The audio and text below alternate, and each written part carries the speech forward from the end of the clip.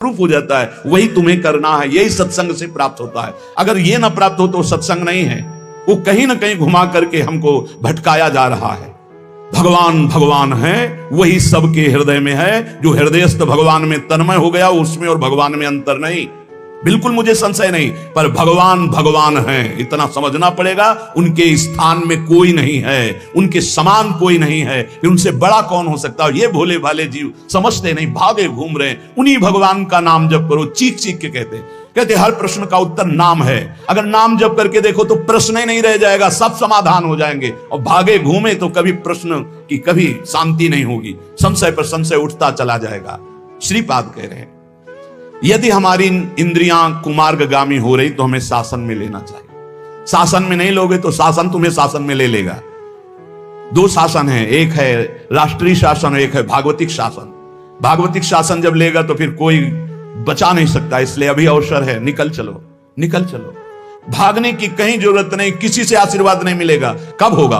हम कह रहे राधा राधा जपो, अगर कल्याण ना हो जाए तो हमें बता देना। भगवान अर्जुन से क्या कह रहे हैं?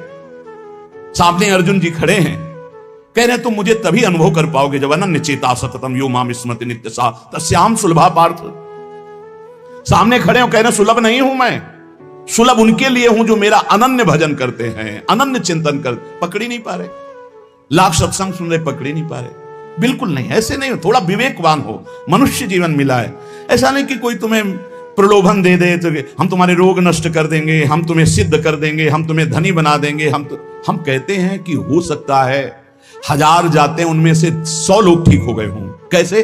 पूर्व का पुण्य 100 का तुक्का लगा और ठीक हो गए। वो कहते हैं कि मैं कसम खा के कहता हूं मैं ठीक हो गया हूं। हम बिल्कुल 100% मानते ठीक हो गए, लेकिन उसके प्रताप से नहीं, आप अपने पुण्य प्रताप से ठीक हो गए। आपके ठीक होने का समय आ गया है, इसलिए आपका तुक्का लगा, आप गए, यश उसको मिल गया और आपका काम बन गया। हमारी बात को समझो। अपने लोग बहुत शास्त्र सम्मत, बहुत उसको सुलझ कर भगवत मार्ग को चल करके आपको बोल रहे हैं। अगर इन कर्मों को मिटाने के लिए जो हमारे शास्त्र बने हुए हैं उनके सिद्धांत के अनुसार चला जाए तो मिटा दिया जाएगा।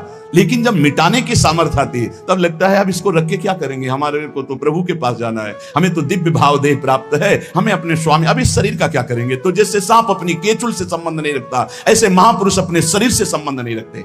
आप हमारी बात को समझ नहीं पा रहे, भटकते घूम रहे हैं, मारे घूम रहे हैं, क्लेश, अशांति, नाना प्रकार के दुख। अरे भाई, भगवान की शरणागति प्रतिपल परमानंद प्रदान करती है, क्यों नहीं शरण में हो जाते?